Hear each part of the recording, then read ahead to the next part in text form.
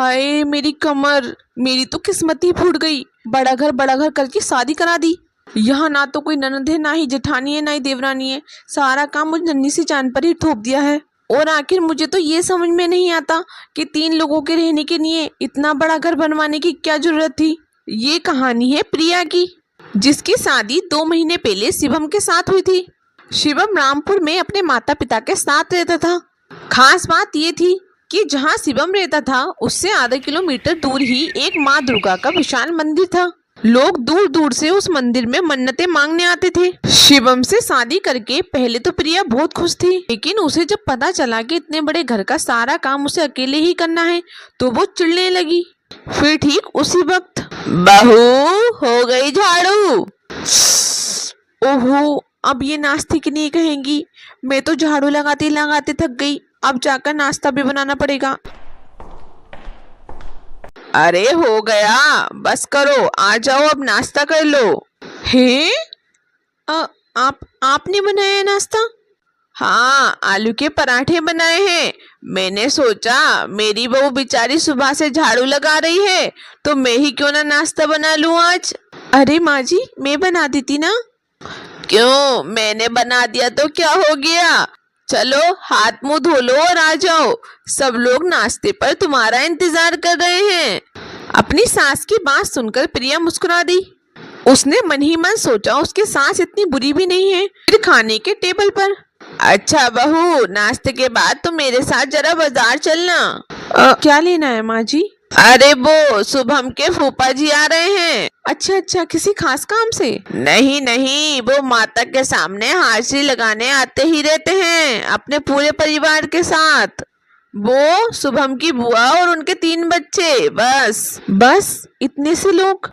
प्रिया अपनी सास के साथ बाजार गई और ढेर सारा राशन लेकर आ गई। अगले दिन शुभम के फूफा जी अपने पूरे परिवार के साथ आ गए। बेचारी प्रिया का काम पहले से 3 गुना हो गया। अब वो सारा दिन झाड़ू लगाती और फिर सब लोगों के लिए खाना बनाती।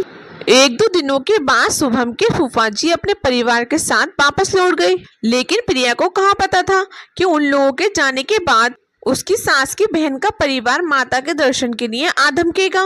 भगवान, ये घर है या धर्मशाला? जिसे देखो वो मुंह उठाकर चला आ रहा है, वो भी पूरे खानदान के साथ। इनका क्या है? बहू ये बना दो, वो बना दो, आफत तो मेरी है ना। पूरे 1 हफ्ते तक अपने सास की बहन के परिवार की सेवा करते करते बेचारी प्रिया हाँप गई। और फिर जब वो सब वापस गए तो तब जाकर प्रिया ने राहत की सांस ली। लेकिन जैसे ही उसने कमर सीधी करने के लिए सोचा, वैसे ही उसकी सास का फोन आ उठा। अरे प्रिया, कैसी हो? नमस्ते मामी जी, मैं प्रिया बोल रही हूँ। अरे बहू रानी, कैसी हो? अच्छा, एक काम करो, अपने सास को बता देना कि गांव से हम कल 8 लोग आ रहे हैं। बहुत दिन हो गए माता के दर्शन किए, दर्शन भी हो जाएंगे और तुम लोगों से मुलाकात भी हो जाएगी। शुभम की मामी की बात सुनते ही प्रिया बेचारी वहीं पर बेहोश हो गई। अगले दिन पूरे 8 लोग प्रिया के घर पहुंच गए।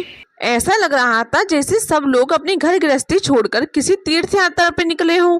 अब तो बेचारी प्रिया पूरे दिन उन्हीं लोगों के लिए खाना बनाने में लगी रहती। बड़ी मुश्किल से 3 दिन गुजरे। प्रिया को पता लगा कि अगले दिन सारे लोग जाने वाले हैं, तो उसकी जान में जान आई।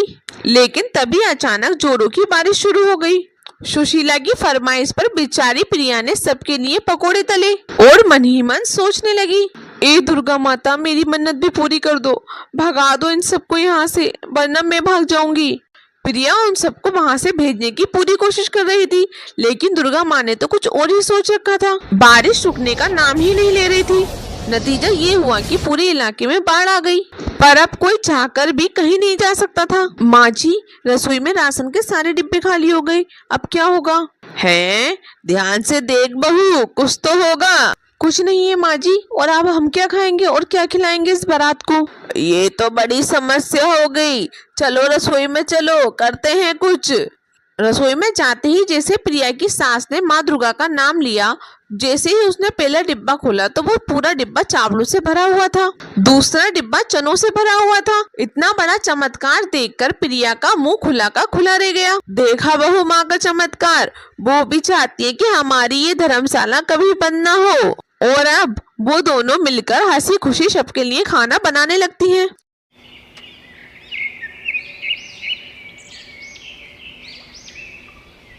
बस कर कविता, ये तेरा छठा पेग है। भूल गई क्या तुझे यहाँ से अपने पापा के घर नहीं अपने ससुराल जाना है?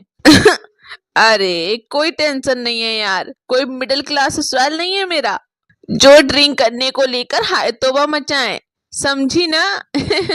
इतना कहकर कविता ने कई पेग पिए।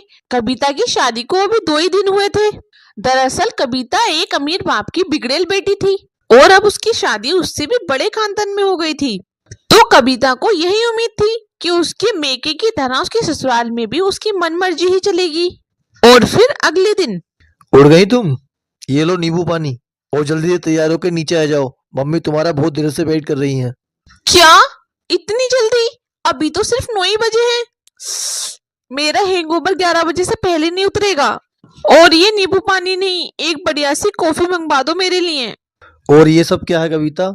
ये तुम्हारा ससुराल है और तुमने मुझे शादी से पहले क्यों नहीं बताया कि तुम ड्रिंक भी करती हो? बहुत अच्छा हुआ कि कल रात तुम्हारे घर आने से पहले मम्मी सो चुकी थी, वरना उस हालत में तुम्हें मम्मी ने देख लिया होता ना तो पता नहीं क्या होता। क्या होता? तुम्हारी मम्मी भी तो किटी पार्टी करती है ना, तो वहां भी तो किट्टी पार्टी होती है, पर ये सब नहीं होता हमारे घर में। लेडीज तो क्या, हमारे घर में जेंट्स भी ड्रिंक नहीं करते, समझी तुम? और आगे से किसी भी तरह के नशे के बारे में सोचना भी मत तुम। इतना कहकर कविता का पति आलोक वहां से चला गया और कविता बिस्तर पर पड़ी बस यही सोच रही थी, ओ गॉड, इतने बड़े लोग और कोई ड्रिंक नहीं करता। बताओ, अगर शौक ही पूरे नहीं करने तो कोई फायदा ही क्या इतना अमीर होने का? बेवकूफ लोग। कविता आसानी से सुधरने वाले लोगों में से नहीं थी। उसे ड्रिंक करने और सिगरेट पीने की पुरानी आदत थी जिसे छोड़ने का भी उसका कोई इरादा नहीं था। लिहाजा इस मुसीबत का भी उसने कोई हल निकाल ही लिया। लेकिन बहू, तुम्हें ये नाइट जॉब करने की जरूरत ही क्या है? तुम आलोक के साथ ऑफिस जाओ और अपना बिजनेस संभालो। नहीं मम्मी जी, पहले मुझे खुद को साबित करना है। पहले थोड़ा एक्सपीरियंस हो जाए, फिर मैं इनको ज्वाइन कर लूंगी। प्लीज मम्मी जी, मान जाइए ना। कविता की सास ने कविता की बात मान ली और फिर कविता जॉब के बहाने पूरी रात घर से बाहर रहने लगी।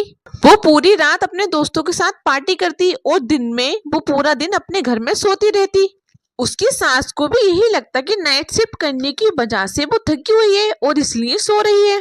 इसीलिए उन्होंने कभी कविता को नहीं टोका। लेकिन फिर एक दिन, बहू, शादी के बाद ही तुम्हारी पहली होली है। हमारे सारे रिश्तेदार तुमसे मिलने आएंगे। इस बार सबकी खातिरदारी तुम्हें ही करनी है। तुम्हें जो कुछ चाहिए लिस्ट बनाकर मुझे दे देना, समझी? नौकरों की मदद से कविता ने जरूरी सामान की लिस्ट बनाकर तैयार कर ली। हालांकि उस लिस्ट में एक ऐसी चीज थी जो कविता ने अपनी मर्जी और जरूरत के हिसाब से लिखी थी। ये भांग, ये क्यों चाहिए बहू? मम्मी जी, बिना भांग के होली सेलिब्रेशन कैसे होगा? वैसे ही जैसे हर साल होता है बेटा। हमारे यहाँ कोई भांग नहीं पीता, तो इसे हटा दो। कविता ने अपनी सास से बहस तो नहीं की, लेकिन उसी पल से वो अपने दिमाग के घोड़े दौड़ाने लगी। उफ, मैंने कभी भी बिना भांग चढ़ाए होली नहीं मनाई और इस बार भी मैं भांग पीकर ही रहूंगी। कविता ने सोच लिया था कि उसे क्या करना है और इस बार भी उसने सबकी नजरों से छुपाकर भांग मंगवा ली। और फिर होली के दिन, अरे ये क्या कविता, इतनी बड़ी पार्टी और भांग का इंतजाम ही नहीं है। अरे कोई बात नहीं यार, इसके ससुराल में नहीं पीते होंगे तो इसने भी छोड़ दी होगी। अरे ऐसे कैसे, पूरा इंतजाम कर रखा है मैंने। तुम सब चुपचाप मेरे कमरे में चलो, मैंने ठंडाई में भांग मिलाकर रखी है वहाँ। चलो सब मिलकर एंजॉय करते हैं। इसके बाद कविता सारे दोस्तों को अपने कमरे में ले गई, लेकिन वहां पहुंचते ही कविता के होश उड़ गए। दरअसल कविता से मिलने आए कुछ रिश्तेदार पहले ही उसके कमरे में पहुंच चुके थे।